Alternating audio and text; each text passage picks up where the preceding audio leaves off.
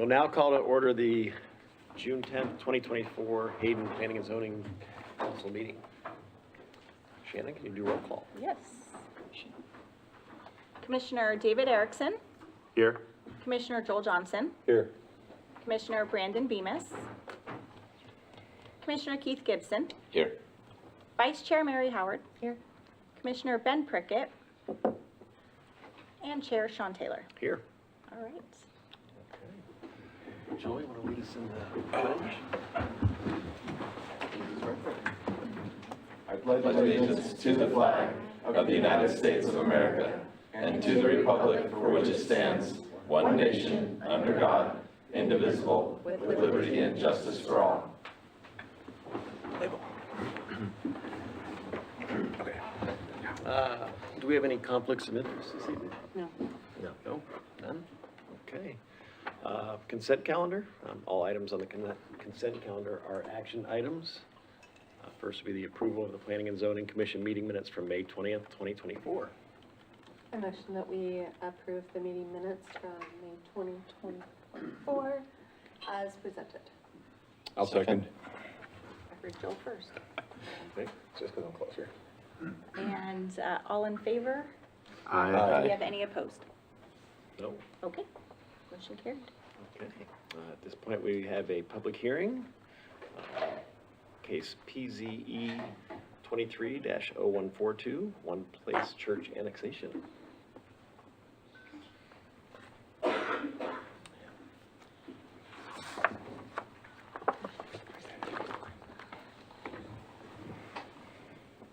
Sorry. That's this one, right? There you go. Okay. I wonder if it's gonna go all the way up to her. I'm sorry, if it's gonna go all the way to Harvest. We'd all ask that everyone please keep their cell phones silenced during the meeting. Donna, would you please present the case for us? Just a sec. I think we've got one more coming in that they're writing, and I was just gonna Okay. grab it, bring it up. Before I do that, we generally pass out, kind of items that tell you what the annexation process looks like. And then if you're providing comments, if you can follow the kind of the standards of approval, then that helps as well. And I'm gonna take one and read this trustee out to you.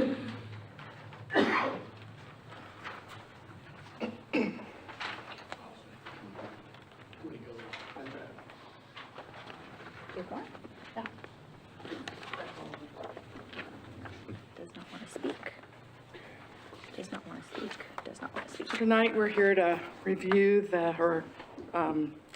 have a public hearing for the request for the One Place Church annexation public hearing. Before I get started, Fonda couldn't be here tonight, and so Zach Jones is filling in for her. So just as a kind of a recap to how we got here tonight, the annexation process has many steps before it gets in front of the Planning and Zoning Commission at a public hearing. So we met with the applicant kind of online and back and forth. They had requested a conditional use permit with Kootenai County, and when the notices came in to the city, I was like, well, that's odd. How come they didn't request an annexation? They're in our shared tier, and they butt up against our western city limits boundary on the side. So in my response back to the county, I listed kind of all of the requirements. Should they have been in the city limits, and then noted that they hadn't requested an annexation request. So in October of last year, they came forward with a request, and they were put on the November 14th City Council meeting agenda. And at that meeting, the City Council reviewed their request, reviewed where they were located, and agreed that maybe they should take a deeper dive and look at the possibility of an annexation. So with that, they sent them back and asked them to do a little bit of footwork and provide some additional information that we could evaluate as part of their application. And you've seen most of that in the links of the executive summary that you received in preparation of tonight's meeting. One of the big ones was a transportation impact analysis It's talking about all the cars that are going to be coming and going into a future development site in that location. And in your comments and then in a summary, when it comes back, you'll see that there's conversation back and forth between the city and Post Falls Highway District, because Prairie Avenue is in Post Falls Highway District's jurisdiction. And it's also identified as a critical corridor, which doesn't allow any access, individual access points onto it, which effectively means all of the traffic that would happen at any time of a future development would happen on Hutter Road. So again, there's a lot of back and forth, and you'll see those kind of moving pieces in the analysis and how that was reviewed. And so at the completion, kind of in the middle of that, we knew we were getting close to a resolution with transportation impact analysis. They submitted for application in April of 2024, and we started the staff analysis back and forth and sent a draft out and worked through some additional kind of red herrings in the room, and finished the staff analysis in May, and then noticed for public hearing, and here we are tonight. So this is like the top half of the flow chart that you folks have, and that was in the executive summary. And so when we're looking tonight in front of planning and zoning, much of this is about if the city council chooses to annex the property, is the zoning that they're proposing correct? And does it meet the requirements as we see them, or as you see them? So just as a lay of the land, to try to see where we're at, this property is located in what we call the shared tier of the area of city impact. This dark pink is the city of Hayden's city limits. We go all the way to the west side of Hutter in this location, so they literally are contiguous to the city limits. This light pink is area of city impact. That's actually in the exclusive tier of the area of city impact, and this is in the shared tier of the city of impact. The shared tier means that it's shared amongst Post Falls, Rathdrum, and Hayden. And the reason the shared tier was created was because it was recognized that all of the jurisdictions could potentially service development as it developed across the prairie, and we wanted to make sure that it developed accordingly, kind of, sort of. The green is Post Falls Highway District's area of city impact, not their city limits. And the yellow is the city of Coeur d'Alene, and that is their city limits. The applicant is Steve Circle from Tri-State. He'll be presenting here shortly. The owner is One Place Church, and Pastor Pace Hartfield is here as well. He'll be presenting shortly too. The property size is approximately 48 acres, and it does go around this single-family residence, and their proposed zone is commercial. So again, just trying to get a lay of the land. We looked at the areas of city impact, kind of how they landed. This is the property site. This is the city of Post Falls, pretty long ways away. City of Coeur d'Alene is southeast of this. And again, we're contiguous to the east. And then just because I want to give you a frame of reference for when you're listening to the applicant, the future land use map identifies the property. This is the Hutter corridor as it's proposed. And the mixed use, future land use map shows it as being mixed use, which again is a commercial and multifamily component. As proposed, they're proposing commercial only. And adjacent on the zone map, you'll see that to the east is single family residential and commercial on the corner. See if that's where I left off. All right, I think with that, I'm gonna turn it over to Steve. Circle, or Pastor Hartfield. All right. Somebody. Yes. Commissioners, has anyone had any ex parte communication with? Either the arrow or the button. Yeah. Function. Okay. Well, good evening. Thank you guys for giving us this opportunity to be considered for annexation. My name is Pace, and I'm here to represent the people of One Place Church. we call ourselves a faith family, so if you hear me say that phrase, that's what I'm referring to, and that's our church. And our hope is to also present to you with our team and Steve Circle, our site plan and our plans to build. Just a little bit about our church. Our church started in my home 9.5 years ago with just a handful of people. That grew. God began to do some pretty incredible things pretty quickly. We moved to the Regal at Riverstone in Coeur d'Alene. We loaded in and out for 3 years into that location. From 7 a.m. to 12 p.m. is the time slot that we had. As the growth continued, we were constantly trying to find a place that we could call home. And that's when we had the opportunity with Parkwood here in Hayden at Prairie Shopping Center. And we've been there. You guys are all familiar with, used to be the Peak Fitness Center. It's funny, a lot of the people in our church used to work out there when it was the gym. And, you know, we've seen just a tremendous amount of growth. We know that our region in our city has grown a lot. But since, for us, moving to the city of Hayden, gosh, we've seen our church go from average attendance of 350 to over 1,500, you know, on a Sunday now. And the lives and the impact that we're having, man, I tell you what, we sure would prefer to stay and do that within the city of Hayden. This property, as you guys can see, as a shared tier, is incredibly unique in that it does touch 4 cities. It touches those areas, and that's pretty significant to us. It was really a blessing to us that Bill Tarnaski even gave us a run at this land. And it's something that our church, we prayed about, we considered, and we went after it, and it came to us. And our church resourced it, financed it. And we look at that area and the fact that it is shared tiered, the fact that it is so close and touches Hayden, Coeur d'Alene, Ratham, and Post Falls, that's our church. We reach people right here in our region. A large contingency of our growth are residents here in Hayden, many of them here tonight. And so we love this city. And what you'll know about our church and what we want you to hear is we want to just continue to foster the community that we all love.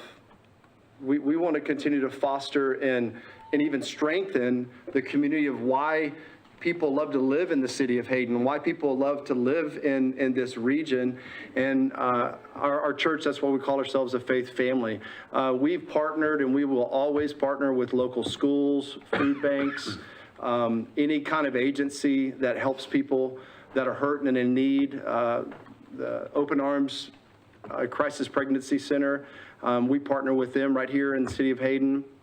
UGM, Women's Shelter, we partner with them, and just so many others, and obviously offer ourselves to the city of Hayden constantly to, if there's anything we can do to help man hours and service or whatever. The point all being is that we are a people that just simply want to make our city better and build community within this city and region. And the site plan that Steve's going to present tonight, it represents so much more than a building. We don't have our own building right now. We have an apartment, essentially is what we call it. We're leasing, and if the church was a building, we're in trouble. It means we're not a church. Church is people. So what you're going to see in the site plan, it's a lot more than a building. For us, it's an opportunity to continue to make a great impact in this city, in this region, to foster and to grow the community that we all love and want to continue and safeguard.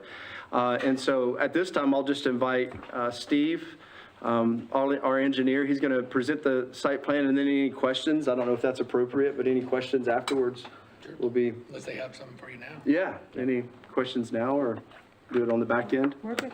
Okay, thank you guys for your time. Yeah, thank you. Well, good evening, Mr. Chairman and fellow commissioners. My name is Steve Circle. I'm with Tri-State Consulting Engineers. And as Donna and Pace had stated, I'm here on behalf of One Place, and I'm excited to present this tonight.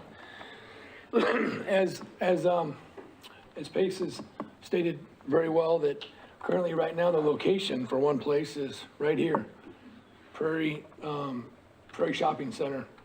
And with that location, you know, with the entire shopping center, this whole entire complex supports major commercial businesses such as the Albertsons Grocery Store, Hayden Cinemas, Peak Fitness, Rite Aid Pharmacy, Mountain West Bank, and many other small businesses. And I think it's important to take an evaluation of where we are now and where we want to be, because with this and all these businesses, it generates vehicle traffic and congestion. And I know many of you are passionate about that, along with, as well as your council. So, you know, you've got signalized intersections that serve this entire complex here at 95 and Prairie and Government Way, up here at Honeysuckle, and then over here. Now, this entire complex only has primary access points along Government Way and Prairie. So with us being able to find a new location, a new home, that's gonna have a benefit of transferring those trips and those generated trips that are happening every day, all day, not just during the AM, PM peak hours. As you'll see, as presented in your staff report, we are asking for formal annexation of the city of Hayden along the northwest corner of Prairie and Hutter Avenue, which was shown in the previous slide from Donna. Instead, the staff analysis recognizes standards of approval by city code, so I just want to state a few of them. The zoning excuse me, a little hoarse from being a little allergy season, so I apologize for my voice. So the zoning regulations are intended to be in accordance with the comprehensive plan for purpose of promoting health, safety, and general welfare of the residents of the city. Our proposed new campus will provide for a safe and healthy environment with more space than our current location. Now, I want to go ahead and show you some renderings from our design team, our architectural design team. This is color renderings of the site that we've had prepared. Notice there's a nice full-size Ford truck there. And all the stalls have designed, I'll show you the site plan at the end of it, but all of them have designed for Idaho residences. So this is just a couple of exterior renderings of the outside and the approach coming in. And there's a kids entrance. And then we've got some outdoor venue for outdoor space and entertaining and whatnot for events and for the church. And then let's talk about the site plan. So, as Donna had mentioned, we had previously had a plan that's not before you today because through dealings with the highway district, Post Falls Highway District, Prairie Avenue is a corridor that doesn't allow for just extra access. So, and I didn't realize at the time that Hutter was already in the city of Hayden boundaries. So logically, for me, when I originally designed it, was to have access off of Prairie because it's been fully improved and it's got the capacity. So we reworked our site plan, resubmitted it, worked with the city and staff and with the highway districts to, you know, set up and have two main approaches, proposed approaches off of Hutter with adequate space in between. And more importantly, plenty of space between the signalized intersection here at Hutter and Prairie. You'll see that we provided, and in your staff report, you probably have already previewed, we recognize that there's going to be half-width roadway improvements for city code. We've carved that out, and this line work represents that, along with 10-foot roadway drainage and utility snow storage easement as required. So the typical section, everything here is going to meet city code and city ordinances. Our access approaches, we're going to be a little wider here, 14-foot one-way travels in with 10-foot landscape islands. And then this is a 28-foot wide approach will be proposed. This represents our phase one here. And so on a sewer standpoint, and I'll go into more detail of that, but I'll just kind of cover it in the pictorial. We don't have city sewer yet. And you probably read that in your staff report. But we have met with Panhandle Health District. We have done soil analysis and we've also done some preliminary engineering. We can do a standard septic system with drain fields, meeting the code, which would be all right here in this area. And per the sewer master plan, which that lift station is under current design now, we will when we go to formal design plans, we will accommodate for dry sewer to be hooked up. And that's one of your conditions of approval. On a water standpoint, this site's great for them. We've already met with the Hayden Lake Irrigation District, and they've accepted our petition for annexation. And there's a nice big well that Brandon has been excited to get his hands on, which is right up here. And so we have no problem surrendering that along with the water rights as normal when you annex into an annexation or an irrigation district. We've carved out the area, the maximum area we can on our side for their future well lot. And that will allow them to expand their master water service plan to complement and accept the growth as it goes in the future. So now I want to talk a little bit. So per the future land use map, we are designated as mixed use, as Donna had stated, which allows for commercial type development as proposed. Now, as she stated, and she showed in her map earlier, down here is commercial. So typical planning practices is if we're at contiguous, what are we contiguous with? Well, it's commercial. So commercial is a logical request for what we want to do. So that's why we're proposing for commercial. I already spoke on the sewer aspect of things. And you'll see in your packet, there is a health district letter that staff that supports, in your report that supports our proposal, what we've done. Again, we have done the formal soil evaluations on site here through PhD, and the system we're putting in is in full compliance with the code. If you can imagine, we've got a lot of concrete sidewalk, we've got a lot of asphalt paving and parking, and some rooftops. Well, that's going to increase some stormwater. It's going to definitely change the effect of pre-development to post-development. Well, because we're not filling the entire site, we've got plenty of room for stormwater, and my preliminary engineering evaluations on it, we won't have any problem not only conveying the stormwater, but we'll be able to treat it and keep it on site for both phases. I wanted to look at that holistically. We also own all the way down here as well as here. So the only piece that Tarnowski left out of the land purchase was this 10-acre piece is his farm. And domestic water we've talked about, and we're glad that HLID is on board. A development like this, you can't really do it with your own individual wells. I've done private water systems and it would be a lot more expensive. So, and it's the right thing to do. Now, I want to touch base on the traffic. Now, we hired Jennifer Emerson Martin, who is a professional engineer with Iteris Engineering, who happens to be your city traffic engineer. Her and the city engineer worked up a scope of work, determined the scope, and they determined 11 intersections and 6 roadway sections to analyze for this traffic. And through that process, they looked at, the study recognized the existing development that is future development along the east side of Hutter, going up Hutter, that's already annexed into the city, as well as our trips and our projected generation of vehicle trips, as well as future. Most traffic studies, you look at what it is at build, and then you go 10, 15 years out with no build and build, and you evaluate all the intersections and the roadway segments on a level service capacity.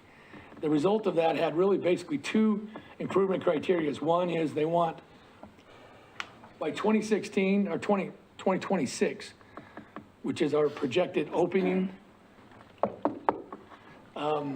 a temporary traffic signal they would want to have at Hayden and Prairie, Hutter and Hayden, sorry.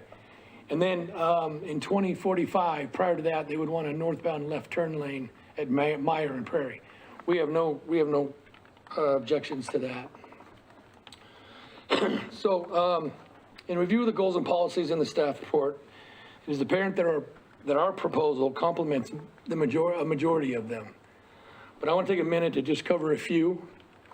Goal number 5, our proposal preserves, strengthens the vitality and stability of the existing future neighborhoods. We're going to complement the neighborhoods. We're not going to be a detriment to them. Goals 8 and 9 are kind of together. So our proposal can be served by existing public facilities without compromising surrounding neighborhoods. Goal 16, our proposal can be developed meeting the ordinances and policies without violating private property rights, nor adversely impacting property values. Policy 1, our proposal will allow for the opportunity to provide sewer, water, and other services within the city limits while planning for future extensions in this area. Policy number 5, our policy is contiguous to the existing city boundaries with like zoning designation as commercial. And then finally, policy 14, our proposal supports the local irrigation district with the transferring of our existing well with the to be incorporated in their water master plan. So since applying for annexation in April 2024, we've worked diligently with city staff, all the local agencies to ensure that our proposed development is a safe and stable plan prior to this hearing tonight. Tried to dot all the i's and cross the t's.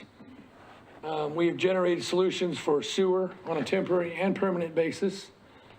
We have generated a detailed traffic impact analysis, which looks at that traffic, not only at opening, but in futuristic as well.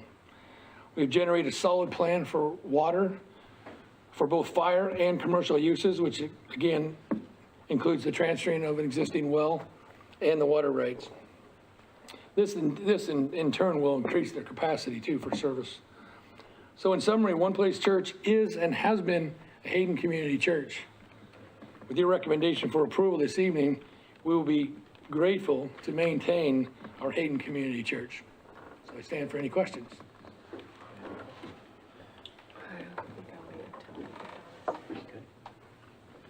Any questions? Yes.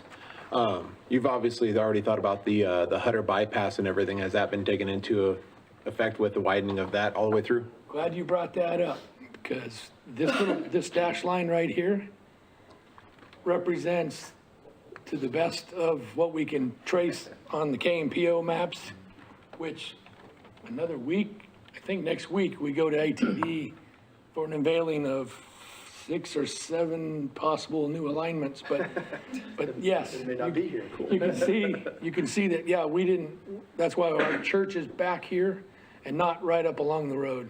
It's costing us more for improvements to get access to it, but yeah, we have taken that into account for the future limits of the bypass.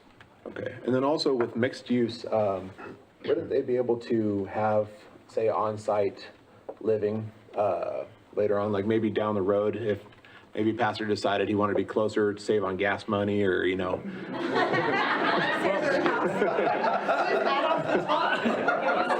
Or to have some sort of living facilities just on, like, in the future, if they decided to have living facilities on site, like, say, if they decided to open like an orphanage or just anything like that.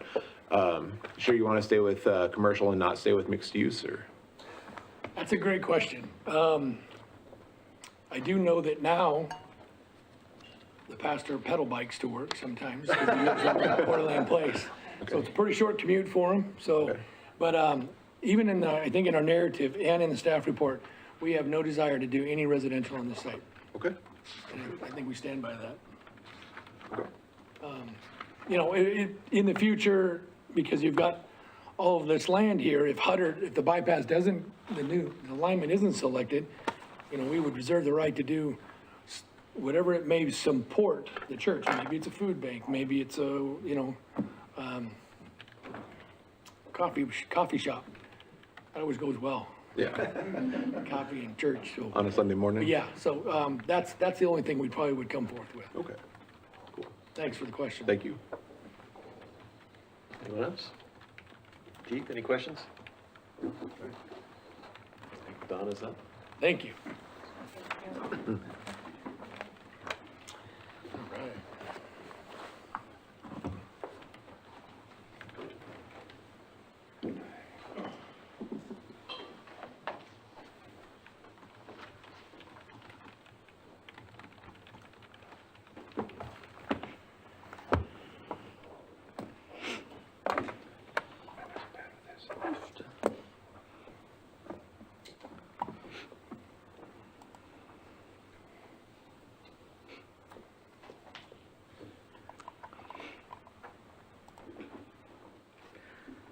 So the applicant proposed what they're proposing to do.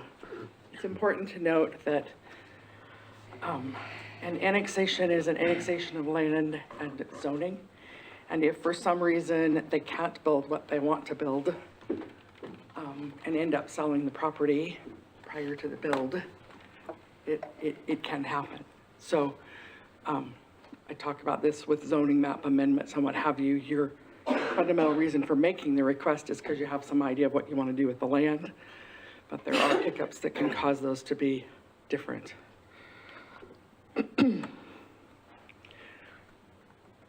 So just to kind of recap again where we were with the city council, this proposal went forward, they made the request, and one of the things that we addressed with the city council were the financial impacts to the city.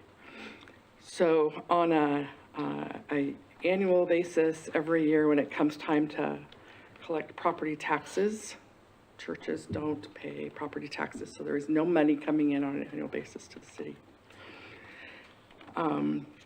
There is a comment in the record from Idaho Department of Environmental Quality that requested the sewer to be municipal sewer as a first choice. And if this property develops in the county, they'll be following the county's codes. And so the county allows for septic systems to serve this particular proposal. And cities don't generally service outside of their city limits. So the only way that they could get to municipal sewer is to be annexed into the city to get to municipal sewer. Impact fees are collected by Kootenai County for Kootenai County Fire and Rescue and for Kootenai County Emergency Medical Services. But impact fees related to transportation for the city would not be collected if this was to remain in the county. So that one-time piece that we would get at the time of building permit or any future building permits for circulation would only happen once. And that would be the kind of the financial piece. And then any transportation mitigations that were identified in the transportation impact analysis may or may not be required depending on, again, what happens between Post Falls Highway District and the county as far as that negotiation goes. I've asked Zach, we have code, we're kind of in a quirky spot here with development in the areas of city impact. Today, in your exclusive tier, you develop in accordance to the city's design standards and requirements of the code. This project is in the shared tier, and where we can request them if they were to develop in the county, whereas if we were to request them to develop in accordance to our code, the county could choose to follow that, or they may say it's in real direct opposition of county codes and kind of waffle. Under the Idaho State Code that goes into effect on July 1st, it's in the county and they'll develop in accordance to the county. We can still make those requests, but the code from Idaho State statute doesn't require them to follow that from the city's perspective, just to give you kind of all the parts and pieces there. Again, why the annexation was requested. So there are 5 standards of approval that Mr. Circle did a pretty good job of encompassing. I'm just going to recap them from the staff review. The first one and the executive summary. So the first one was if this was a recommended approval, a recommended conditional approval, if you needed to complete additional studies. So the city council required them to do a study for transportation impact analysis. They are in the they're in a, no, well, it's not. It's in the H8 on the east side, which is really close, and they're working on that basin to develop that today. West of Hutter, they're in a not yet developed and nowhere near to be developed sewer basin that would have multiple lift stations in order to get this project to the sewer treatment plant. That sewer study to try to figure out where to connect or how to happen didn't feel prudent to do that today, and so therefore it's an additional condition in the recommended condition should city council choose to annex this property. So in the transportation impact analysis, it identified a couple of areas that Mr. Circle already identified, that Hayden and Hutter Road in need of some assistance. They wouldn't put in the whole entire intersection. They would do their proportionate share of that intersection, and then any additional that would be required, they could request impact fee reimbursements, or they could work with other developers in the area that would also be required to put in that signal. And then the opening year, just because it's a little confusing, that you don't really pay for your impact or create the mitigation for your impact until you have an impact. And so they were anticipating, again, that the church would open in 2026. That would be the year that they would have to have that mitigation addressed.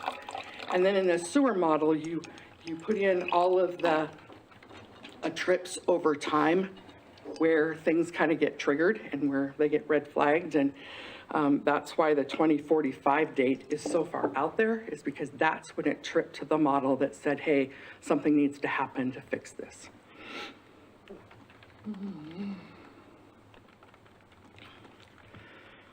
And I should point out that those are extraordinary impacts. So those are over and above the circulation impacts that are collected at the time of building permit. Those requirements are over and above those impacts that are collected at that time. What does that mean? That means that they come in, we evaluate their square footage of the building. We assign certain square footages to each of those, and then based on those square footages, we calculate the cost based on our then adopted fee schedule for each of those square footages, and they pay that at the time of their building permit. In addition to that, they pay or build their proportionate share of the light at Hayden and Hutter. And then sometime before 2045, they ensure that that lane gets built at Hayden and Meyer. And those are all written out in the middle of their annexation agreement that allowed them to annex. And that goes with the land, not the person, not the entity. And the only way you can amend an annexation agreement is to bring it back to city council. And they could do that if their situation changed entirely. Okay. So the impact on the traffic is based on their square footage, or is it based on the model of trips? It's based on their particular use and the square footage of use that they have, and their anticipated uses of the building. Okay. All right, so then the third standard is that amendments to zone map and zone text shall be in accordance with the future land use map and the goals and policies found in the Hayden Comprehensive Plan. And so as was identified above, future land use map shows that as being mixed use. But mixed use, again, is either entirely commercial, or it's entirely multifamily, or it's a combination of both. And so they're requesting a zone map to be commercial. And should the Planning and Zoning Commission find that to be a good recommendation, then staff would suggest recommending also to amend the future land use map to reflect it to be commercial in this location. All right. I'm not going through all the golden policies, they were long. I think that Mr. Circle did a pretty good job of pulling out parts and pieces. It does identify that you should encourage development of land within the corporate limits prior to annexation, preserve and protect and strengthen the vitality of existing neighborhoods, providing that balance of commercial uses along transportation corridors,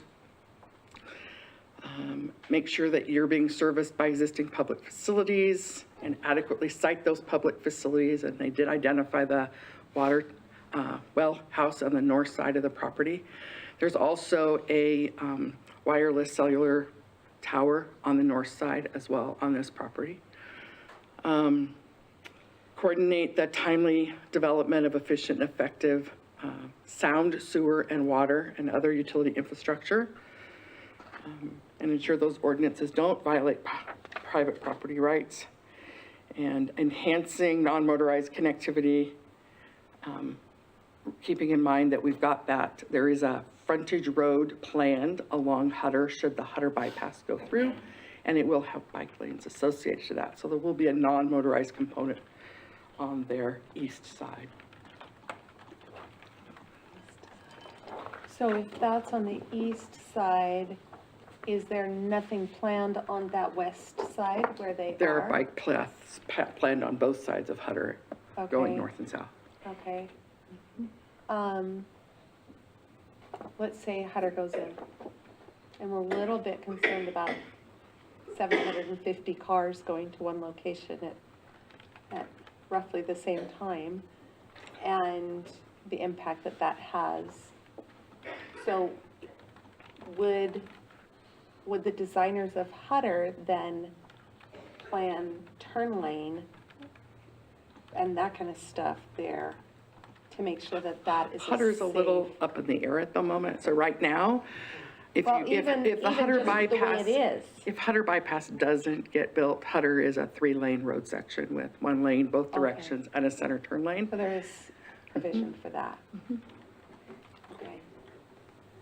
If Hutter goes through, then Hutter is a 2-lane, potentially, I'm not sure what it looks like. In some version, it looks like a 2-lane center median with bike paths on both sides and a frontage road along on the west side, along their property of Hutter, the west side and the east side of their property. Okay.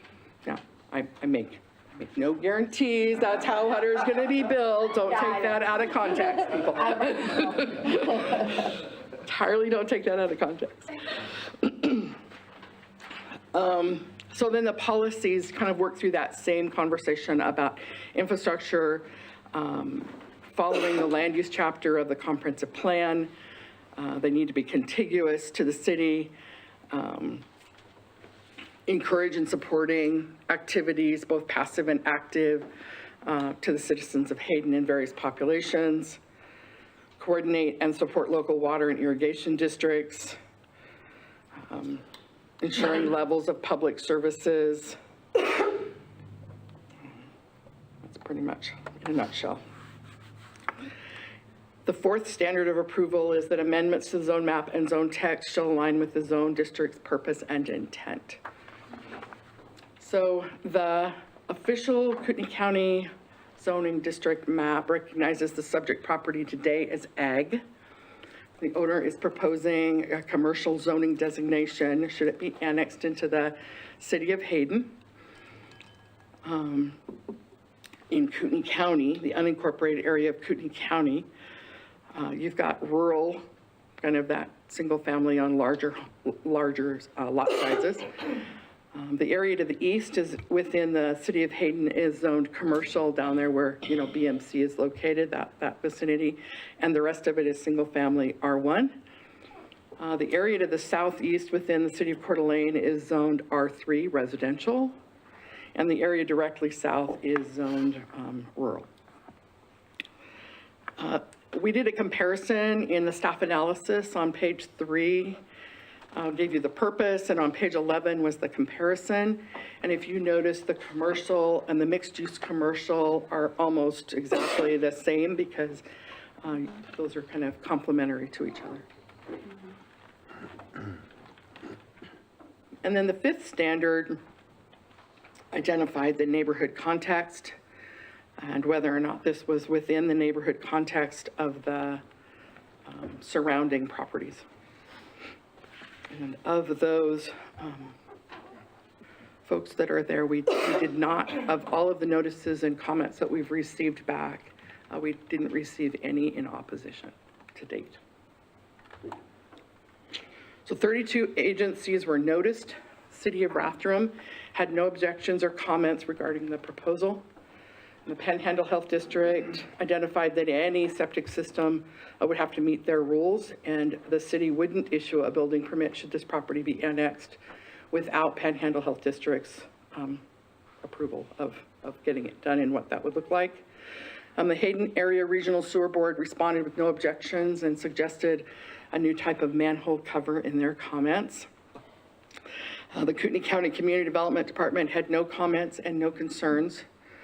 The Kootenai County Sheriff's Office did not have any concerns at this time. Idaho Fish and Game, this is a large piece of property in the middle of the prairie, and we felt that it's one of the agencies we always notice. It's important to note that. And they also did not have any comments to submit as for this application.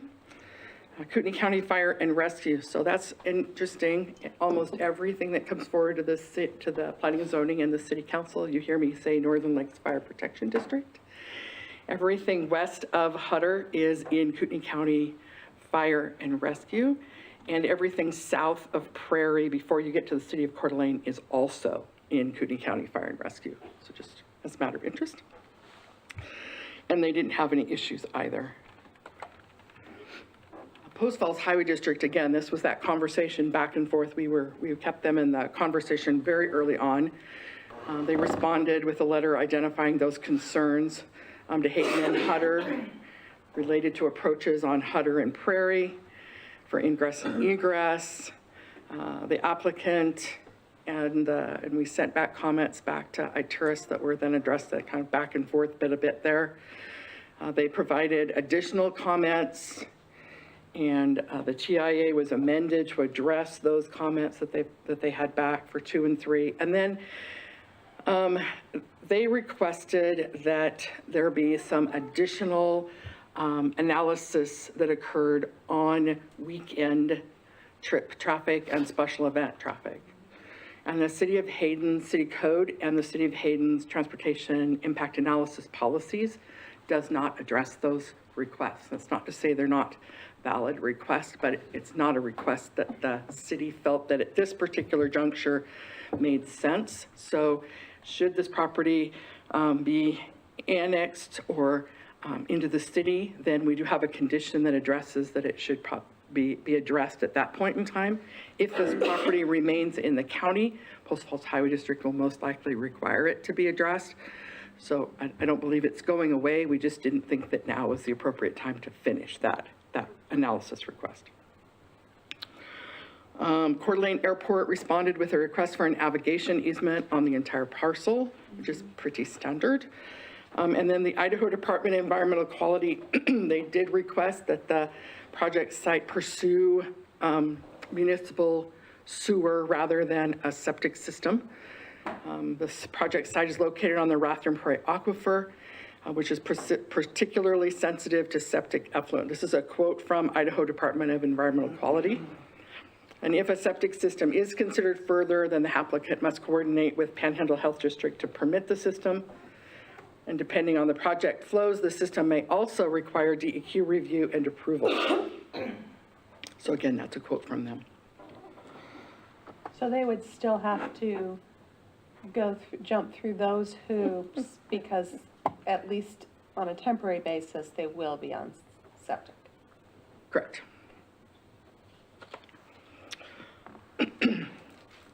So we did receive 119 responses that were summarized and also attached in board book that you had the opportunity to review. And then we did receive one comment that was neutral as well. So then the staff recommended conditions of approval are recommendations should the property, when it goes to city council and should the council decide to annex. It's mostly what these conditions of approval are attached to. The first one is that the applicant shall enter into an annexation agreement with the city and abide by the terms delineated therein. At the time of either site and or subdivision, the applicant shall comply with the requirements of the Kootenai County Fire District. Granting of that roadway, right-of-way, and easement related to the typical section on Hutter shall happen at the time of annexation. And any building for permanent structures shall have a setback in accordance with the adopted Hutter corridor section. And those should be all requirements at the time of annexation. Dedication of right-of-way and the granting of easement along Prairie Avenue shall happen at the time of annexation. The developer shall use the City of Hayden sanitary sewer system to serve future development. And again, you know, where that happens and how that occurs is yet to be determined. But once the One Place Church is notified, they'll have a year to make that connection. The avigation easement shall be recorded as a condition of the annexation agreement and prior to the publication of the ordinance. So it'll happen as part of the annexation request. The property owner shall enter into an agreement regarding the required mitigations as identified in the transportation impact analysis. And then additional possible conditions, again, trying to address those concerns about Idaho Department of Environmental Quality sooner than later, identify that rather than staying in that very undeveloped basin that they're currently in, according to the sewer master plan, that they would request a sewer tech memo to determine if they have an opportunity to go across Hutter and enter into the soon-to-be constructed, hopefully, undeveloped yet, but soon-to-be constructed H8 basin, both to the east and a little bit north of this project site. And then another possible condition is related again to that Post Falls Highway District request to analyze the traffic demands and impacts to adjacent roads for church services and or soccer events and the barn questions. And then I have a couple of possible motions, should you want those. I did want to answer one quick question while I was up here, and I'm going to put it back here to the standards of approval for the public comments. You had asked a question about the uses in the zones. So a religious institution is defined as a building that holds a building that people regularly attend to participate in or hold religious services, meetings, and other activities.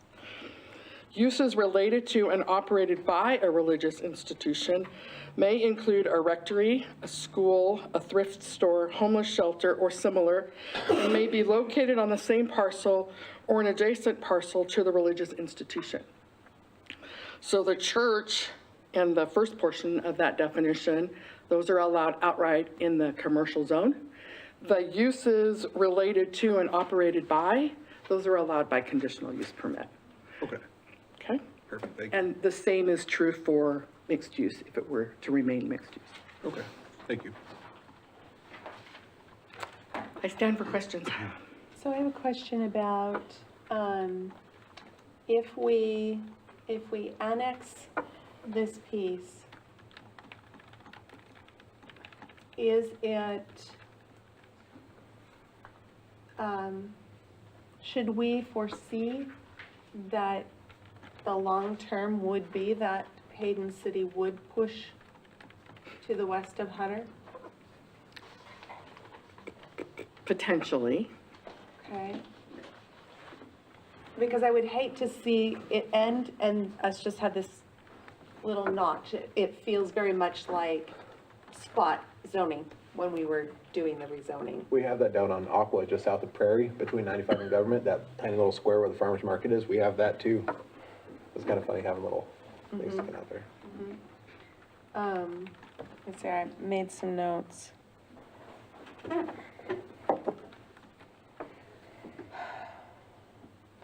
How quickly, after construction, I don't even know if this is an appropriate question where we're really not looking at the construction, we're really looking at the zoning, but I'm concerned about the traffic impact and how quickly that temporary traffic control at Hayden and Hutter would be required to be put in. It's already a very dangerous intersection. Well, it would be part of the language that would be placed in an annexation agreement, but it's pretty much date certain as identified in the traffic impact analysis. So most likely it would be tied to their certificates of occupancy for their building, Okay. most likely. Because of the traffic impact study recommends it it could be tied to it. Okay. Okay. Do we know if the Post Falls Highway District is open to allowing for any sort of ingress, egress on Prairie? They are not. No, it has to be. I feel like that's very problematic for a very great solution in that, I'm just looking at that southwest strip. Yep. That could be a great outflow. Yes. So they have intersection spacings for roads, but no individual access point onto Prairie. And there is really probably good reason for that. There's adequate distance from that light to, no way down. Yeah.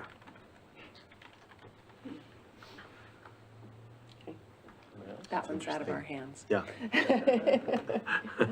Donna, what is the time frame, or, I mean, you can't give an exact, but on the east side of Hutter, for that lift station to be put in? They are in preliminary design of it currently. And that's in regards to the residential and the school that's on that side of them? Okay. Can't speak to that. And then, will there be impact fees above and beyond just the traffic light that will be able to be collected for traffic mitigation on this? Just at the time of building permit for the actual building itself. But there will be additional impact fees? Because that's one thing we hear from the public a lot, that they want growth to pay for itself. And since we're not getting any ongoing revenue, it would be important to get some revenue up front for the city to help mitigate the development there, okay? And then mixed use requires a residential component, a mix, is that correct? Doesn't require it. It does not? It does not require Okay. it. Those are all my questions. I know, I've got one more. I know there weren't any complaints, but, and I should have asked when you were both up there, but, what is the relationship like with the landowner that the property would surround? Oh, with Matt?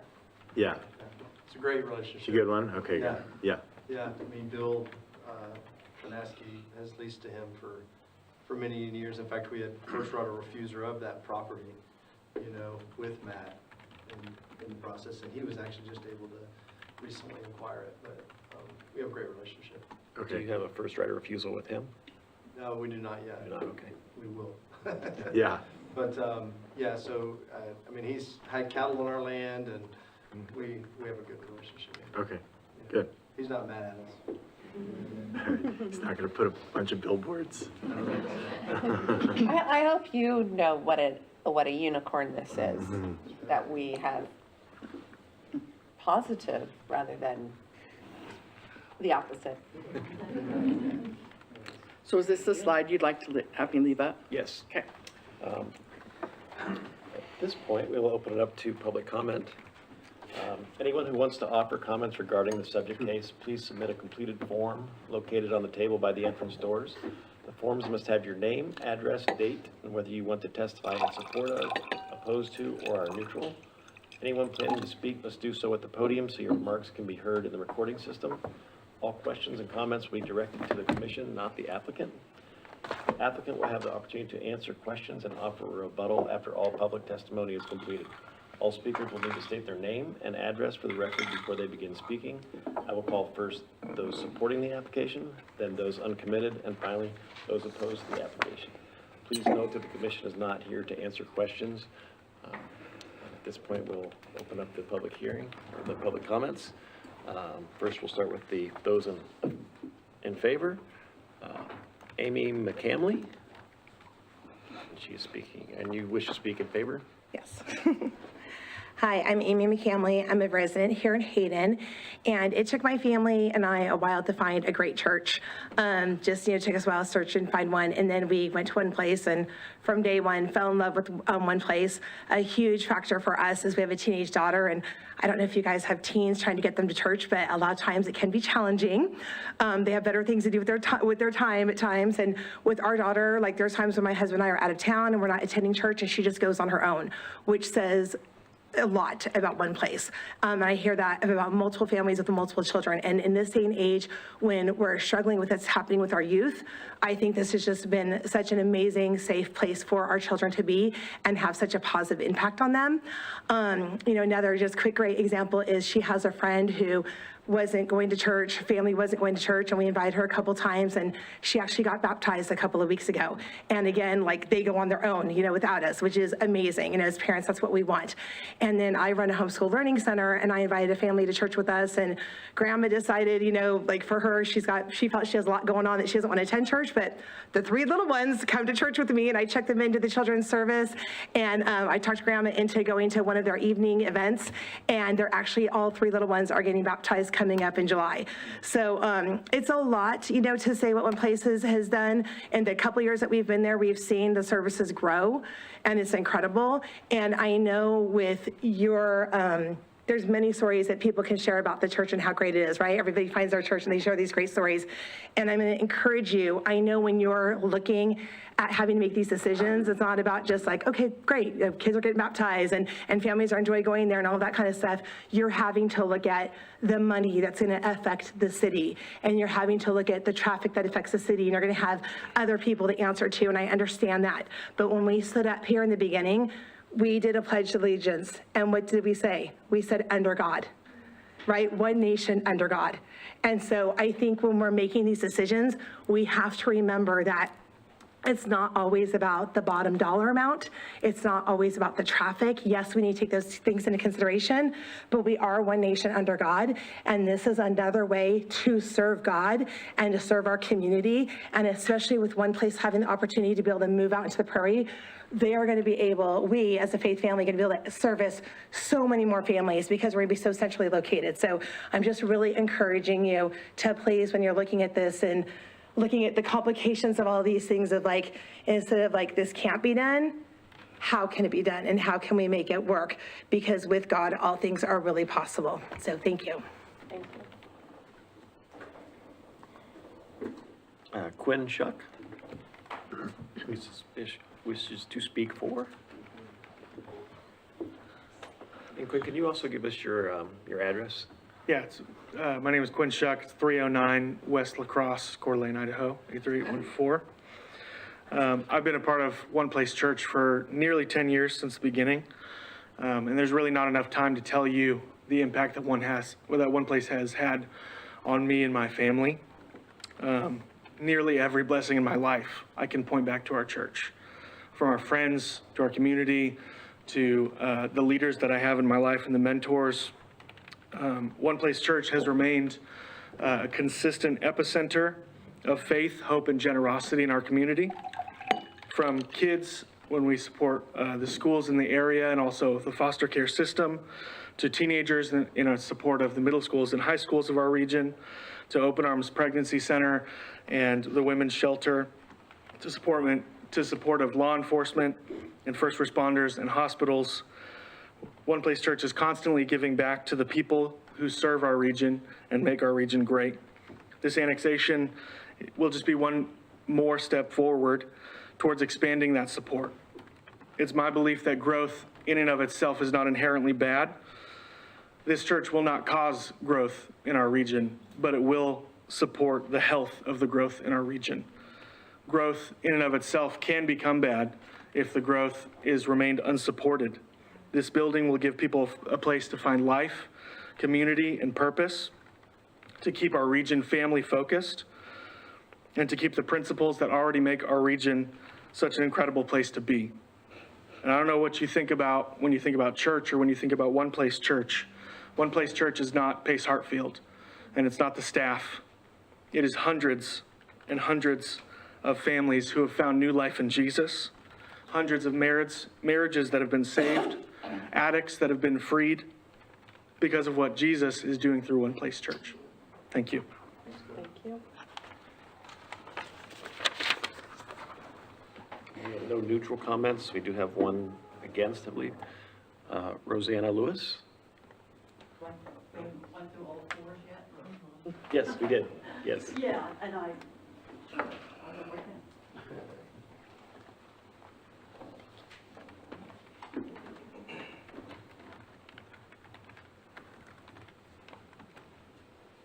And Roseanne, if you could state your name and your address for the record, please. Absolutely. My name's Rosanna Lewis, and I live at 7889 North Fairborn. I want to start off by saying, yes, I was against. I'm not sure when I checked the box. Nice stories.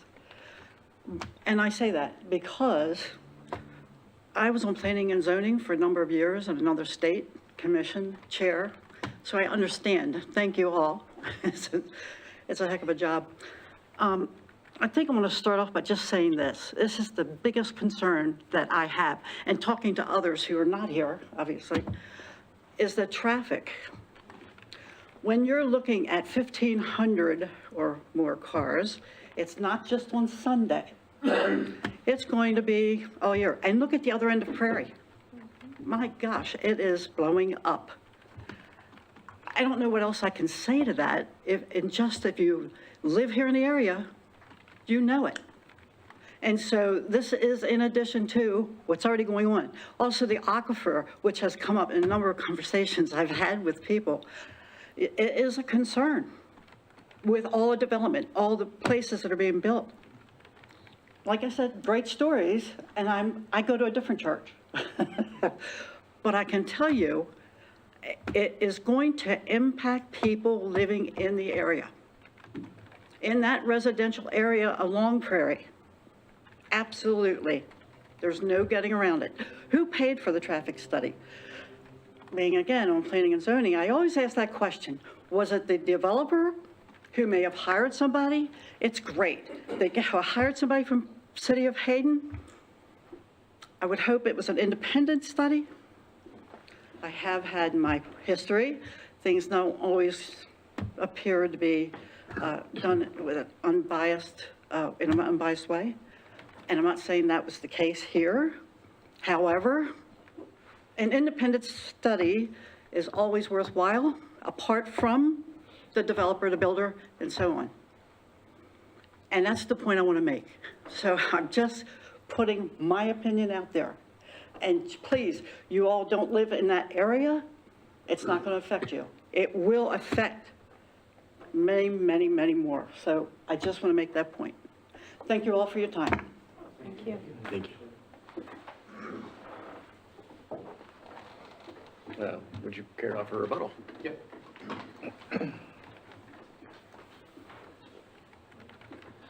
Steve, before you start rebuttal, can you read into the record those folks that didn't want to speak? I just don't know how many of them there were. We had 3, I believe. 1, 2. Sorry. We had 2. We had Caitlin Barton on 5522 East Bennick Box Lane, Post Falls, Idaho. And she does not wish to speak, but she is for the proposal. And Jace Hyatt did not wish to speak, is for the proposal from 6314 North Pine Grove Drive, Coeur d'Alene, 83815. Right.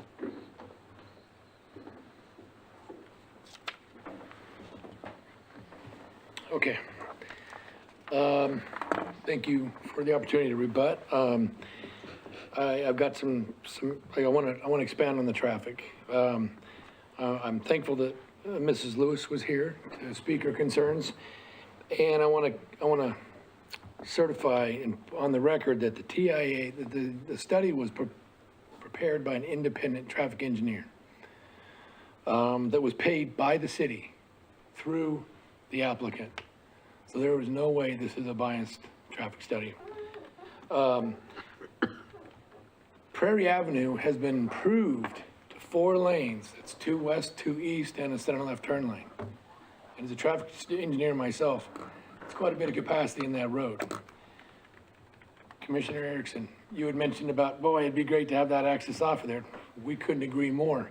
However, to maintain that access, you got to limit, or maintain the capacity, you got to limit the access. And that's really kind of the equalization and the checks and balances of that. Right. And then, Commissioner Howard, I took some notes here while you were giving comment and having questions with Donna.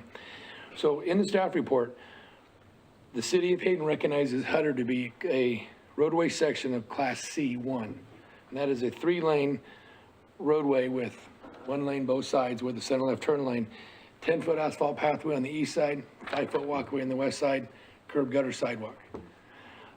Prairie, as it exists today, has curb gutter and detached sidewalk. So we'll have pedestrian loop, not only through our property, but all the way around it as well. So want to meet that. I want to reiterate that the traffic study, the scope was generated by the city engineer. We didn't determine the intersections. It was done non-biased. So I feel pretty confident. I used to do a bunch of traffic studies in career ago when I was, before moving here in '02. But it's a pretty detailed study for sure. I want to comment that maybe in closing is, the conditions of approval that are before you, we don't have any heartburn on really any of them, except I'd like to have a discussion about additional mitigations per the highway district. The way they did that traffic study was in the worst case scenario, which is AM, PM, daily peak hour trips, those existing counts. And so you analyze the traffic and an impact on a new development based not just solely on one particular event, but as it looks at it holistically per the square footage and the use. And so if we have to do that, if you feel that's important, then we're fine with that. But it's above and beyond what the city code minimum requirement was to do the traffic study. So I would just ask that we spent a pretty significant amount of money to do the study to begin with. And it's unfortunate that we didn't anticipate that on Prairie, but again, Prairie has the capacity, as I stated before. So with that, I would stand for any questions and look forward to you guys' deliberations.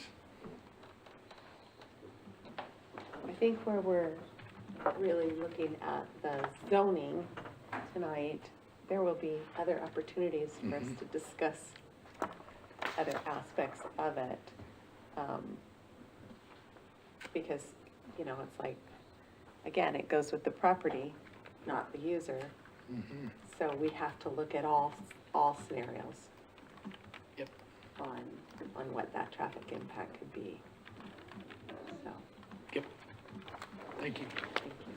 And before we close the public comment period, I've missed one person that did not wish to speak that was for the proposal, and that is Athena Hyatt at 6314 North Pine Grove Drive. Enter that into the record. Does anyone on the commission have any further questions? No. All right, the hearing is now closed. No further questions or comments will be allowed from the public. Okay. You guys wish to proceed?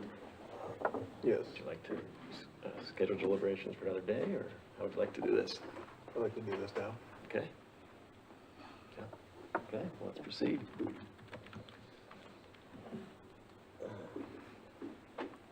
Mary, would you like to start? Oh, Donna, could you put the conditions up? Standards, thank you. Oh, the standards or the conditions? Standards. Oh, actually, I'm gonna want to see, let me see the conditions, the staff approval. So the ones in here are pretty much summarized. They're in specifics in the staff review, staff analysis.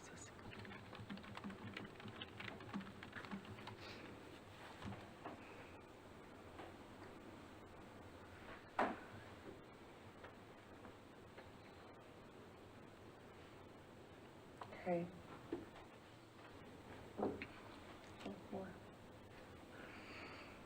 Sorry, I have to look through these.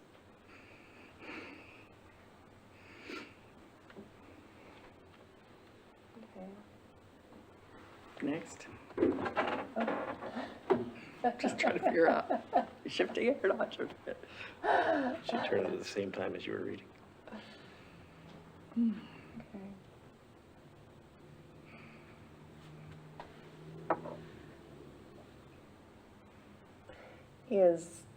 Are you looking for us to do an either or both A and B on that? There are additional possible conditions based on agency comments. So you can add them both, you can Then we probably recommend need to- neither one of them, it's up to you. Okay, we probably need to keep the door open on both of them so that we don't shut the door on agency comments. Okay. All right.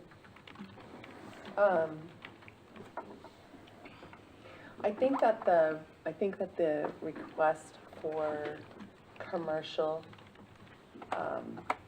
zoning is an appropriate request for that property regardless of use of the owner of the property. I have some angst about going west of Hutter, which I discussed with Donna, but it's probably more realistic. So because it is contiguous, and it's contiguous to us, to Hayden, versus the other cities in the shared tier that share that, it makes sense for us to annex it versus one of the other cities. And I feel like the request of the commercial is the most appropriate use for the zoning as well. Let me look at those standards of approval. I would say that it really does meet each of them. And I think that the staff conditions and comments are appropriate. I would really want the doors to stay open for mitigation on traffic and for the ability to have that paid for rather than from the city citizens. So have it paid through impact fees versus having to. That's if we were to stay in the county. Yep. Yeah, for sure, for sure. Anyways, I pretty much asked my questions throughout, so I feel like I Dave, have my answers. comments? I would say I've had all my questions answered, Okay. all my concerns alleviated to what they could be. Yeah. What does it do with the, Keith? the standards? I think it's fantastic. Yeah. Okay. And you feel they've met the standards of approval on this? Yeah, absolutely. And It could be a titty bar. It's a church. What more do you want? Okay, there we go. Joel? I'm good. I think they've met the standards of approval and I like it. I would like a little more clarification on the difference between the traffic studies that I think Donna mentioned about doing it for like an entire month versus what he was saying for just on Sundays. So, or did you say, I'm sorry, am I allowed to ask him? Because I think I need Actually, the clarification. public hearing has been closed. Okay. And so no further comment can be made. You could reopen all this, and we're in deliberation, so you can't take information. Everything can certainly be reopened at the behest of the chair. Okay. What I was thinking was unsubstantial, so I think they're good. Okay. So Joel, they will be back, when they're actually looking at the use, not zoning. Okay, yeah, I need to And stay an here and not try to annexation. get Yeah. down there. Yeah, Sorry. Yeah. yeah, 'cause we're looking strictly at the annexation Yeah. and to the, Yeah.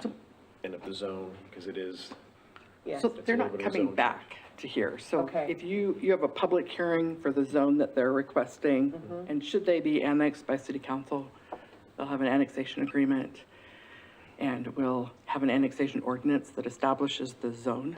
Okay. And their proposed project as a church is a fully allowed use under that zone. So they'll Oh, so just they bring wouldn't it have to come forward as a Okay. project meeting the conditions of approval. Okay. Just I wanted to thought clarify definitely that. did not pertain to Okay. zoning, so I'm good. Okay. Thank you. You're welcome. and then how does everybody feel about the staff conditions of approval? I like them. Yeah. Yeah, including A and B. Anything on the additional ones that you feel Yeah, those the are initial ones necessary? are A and B. I like both of those. Yeah, we- Yeah. Okay, I would hold all of them. yeah, I agree. okay.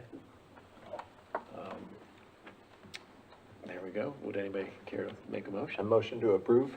I motion to Move to recommend approval of PZE TAC 23, TAC 0142, One Place Church annexation with zoning designation of commercial request with the staff recommended conditions of approval. Including. Keep going. Okay, sorry, it's right here. Finding that it is in accord with the standards of Hayden City Code based on testimony received at the Planning and Zoning Commission hearing and record of the request. Would you I'll like? second that. Hang on a second. Oh, okay. Sorry, we got a debate. You second? Oh. Okay. We have some discussion. Sure. Do we want to add the 2 additional staff records? Did you not say that? I did. Yeah, I think we thought we already agreed. Would you like to add that to the Okay, motion? yes, I'd like to add that to the motion, please. That the 2 All city. A and B. A and B. additional possible conditions, A and B, to be included in that motion? Yes. Okay, Yeah, I'll second that one too. okay. Shannon? All right. Commissioner Erickson I approve. and Commissioner Johnson, Aye. Commissioner Gibson, Aye. Vice Chair Howard, Yes. and Chair Taylor. In favor? Okay, Motion passes. motion passes. So before you leave here, do you also want to recommend future land use map modification on the comprehensive plan to commercial, or do you want to leave the future land use map as mixed use? So we need to make a separate motion for that, okay?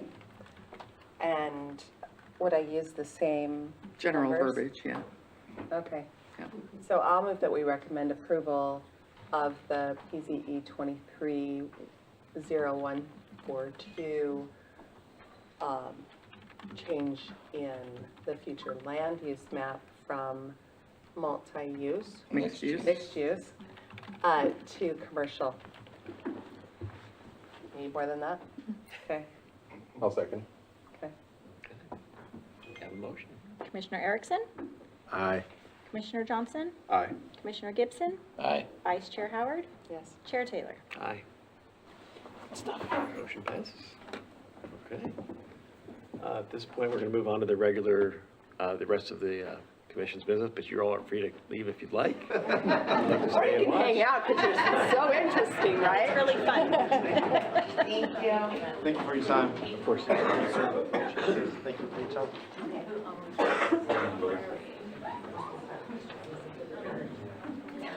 Let's go back to our, We don't have new business. So we need to talk about Thursday. She might do that in the report. because we have new business and reports, right? Yeah, you gotta be No new business? What's that? You got me here Thursday? I believe so. Do we have any new business? I want to be here for I don't see anything on here. I'm gonna be here. How about the community developer director? So we have a meeting on Monday. It'll be with the consent calendar, and then I think we're down to our last workshop-ish for code amendments. We have a couple more coming your way. That's for next Yeah, Monday. we had the meeting on Thursday, right? We have those. Yes. I'm getting there. Oh, sorry. She's getting there. Patience, I'm patience. sorry. I lost my train of thought.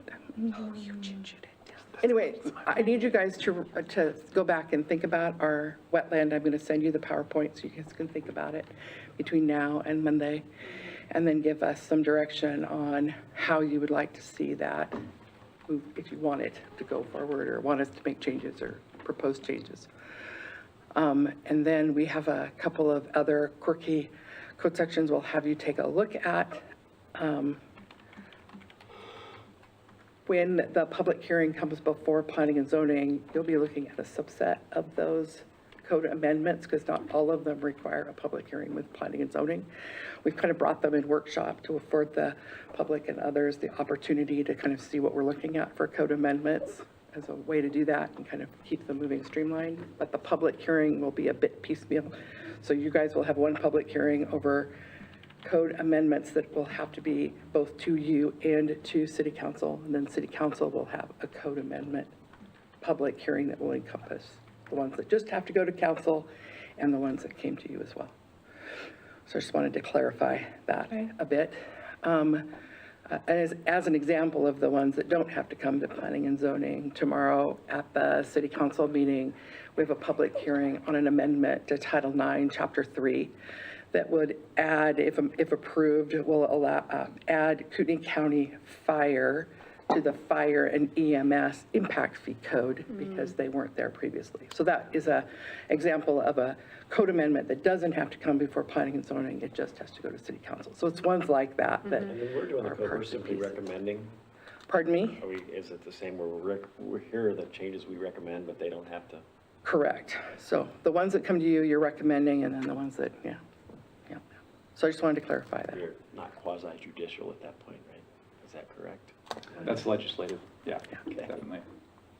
Thank you. Okay, so. By its very definition, you're recommending ordinances.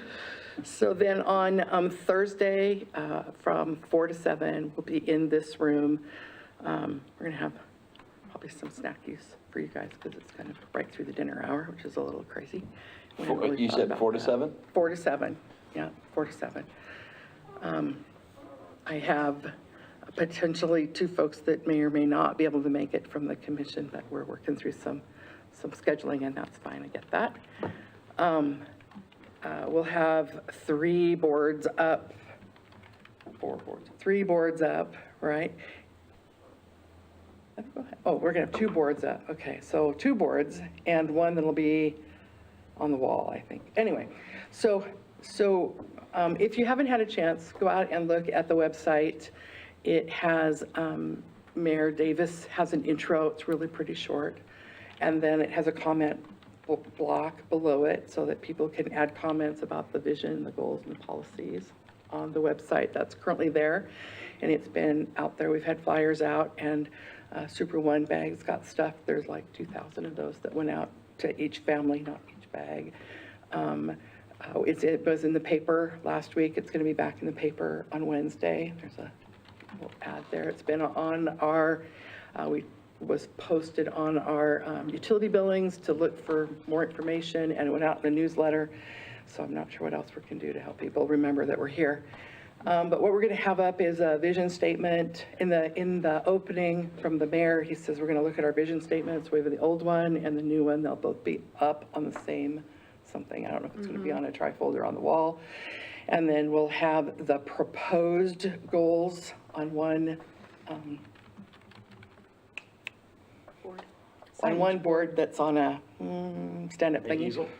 Thank you. And, I've lost that word like solid. It And then another one with the new policies. The old ones that we're looking at revisiting will be on tables in the center. But we really wanted people to focus on what the new ones were proposing to say. And we'll have comment forums around. We'll have folks at each one of the easels, staff that will be taking notes of the folks that come in, what their comments are, and comments back from the commission. We're really looking forward to hearing what the public sees and what they may have for input. It might be that they want to amend the proposed verbiage. It might be that they want some totally new ones that haven't been thought of before. It may be that they just want to strike part of them, and, you know, it might be all of those things. So it's meant to be a really good learning experience from everybody that's there. I have you kind of paired up, and I can't remember off the top of my head who I paired with whom, but I know that you're paired up, so. Okay. Have you gotten any feedback or comments directly to the city about having it? I didn't look before I came down today to see how many comments are out there on the website, but I have had folks call in and ask where it's at, you know, and get directions and have time. So there are people that are interested out there. So, Good, yeah. good. Do you have it scheduled to go on the marquee? When is that going to go up? I don't know, I have to figure that out tomorrow. And will it be in here? It's in here.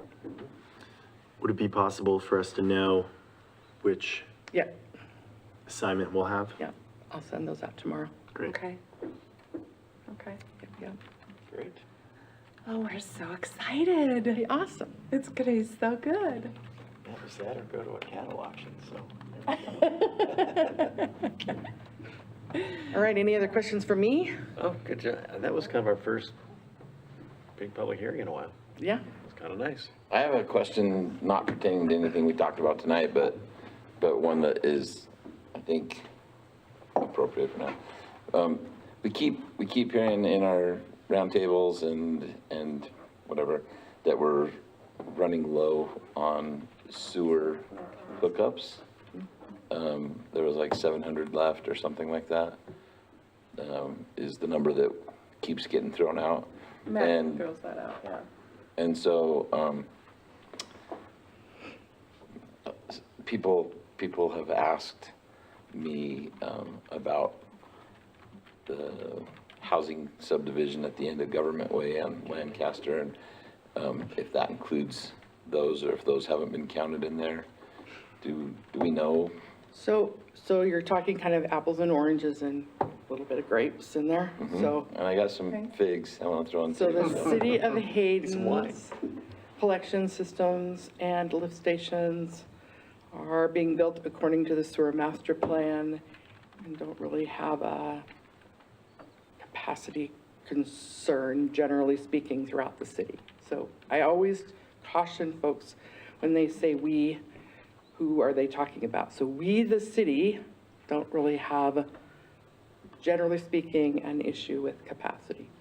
Hayden Canyon has a clause in their master development agreement that was tracked down all the way through their annexation, through the master development agreement, that identified that they could have 200 equivalent residencies as part of a temporary sewer basin to flow into the H2 lift station. Before they had to have a solution to create the H6 sewer basin. And so there's been a great deal amount of work to prepare for connection and creation, making the gravity line, the force main, and the lift station. Most of those plans are done and ready to bid. So we're just trying to get to a point where we have a financial solution from the Hayden Canyon folks to make that a reality. And so that's really what's holding them there, is that hasn't happened. And so they are held to a 200 equivalent residencies, including this school, till they get that figured out. They're close, and we're hoping to see that sooner than later, but they just haven't made that yet. HARBS is the Hayden Area Regional Sewer Board, and they also have a master plan. And they've been working really hard at upgrading the system to meet regulatory requirements that have been placed upon them. And that has been, I believe, if it's not completed, it's very nearly completed. And then they're looking at doing an analysis of what that upgrade may or may not have created for capacity, and or what they will have to do in the future to prepare for capacity. So you never want to build tons of capacity without having a use for it. So you're always kind of, building a little bit for the future to keep up, but not so much that you've got way too much, because then, you've got way too much, and how do you build it? It's not being used, and it's lots of, you don't really want to get there. So that's where we're at. Right now they're doing, and I believe they're doing an analysis of, where are they and what's the next step, and kind of prepare for the future. So every subdivision that comes forward before you or through the administrative process has to have a will serve letter from the city of Hayden. And every single one of those will serve letters identifies that if capacity's not available either in the city system or at the Hayden Area Regional Sewer Board, then you can't construct. But it's never our intent to be in that position. So we always want to kind of keep looking a little bit forward in the future. But good heavens, if we built a lift station to cover all of Hayden Canyon in 2000 and whatever year that was, when they came forward, we would have had all that capacity still waiting for Hayden Canyon that's not there. So you just don't want to build that far ahead. Gotcha. So, and honestly, if HARBS, Hayden Area Regional Sewer Board, got really nervous, you would be seeing it in comment letters, I would assume. and/or in will serve letters from the city, and we're not seeing that today. The councilman that keeps banging that drum has just got me a little edgy, and I'm wondering if I should be, Justifiably. or... I mean, you should never, I don't want to make what he's saying not important, because it absolutely is important. You don't want to sit here and not have a plan for expansion. Absolutely, you need to have a plan. But it's like, do you build the road to be 2 lanes? Right. Or do you build it to be 5 lanes? And when does it make sense to make that change? And that's a little bit of what Harbs has to be responsible for. And they seem to do a better job of that than the roads, so. It's hard to build new roads, that's for sure. Because we don't have the money for it, yeah. So that's a very good question, and I Appreciate the answer, too. Thank you. appreciate your help. It was good clarification for all of us, thank you. Yeah, thank you. So, Anything else, anyone? One more quick sentence. Harbs is also, just for anybody that happens to be watching the video, Harbs is the Hayden Area Regional Sewer Board. It's currently made up of the Kootenai County for the county airport, and it's made up of the Hayden Lake Sewer District. They used to have a longer name. The Hayden Lake Sewer District, which is City of Hayden Lake and partly the county as well. Those 3 entities work together to provide the treatment plant and a sewer solution for the entire area. So, Is that for Coeur d'Alene and for Rathdrum and for? no, Post Falls? just, They have their own? yeah, they have their own. Rathdrum pumps their sewage to Post Falls, and Coeur d'Alene has its own treatment. And Dalton Gardens is still on septic systems. That's why they're 1 acre minimum. Yeah. All right, anything else? We are adjourned. All right. see you on Thursday. Thank you. I'll be here.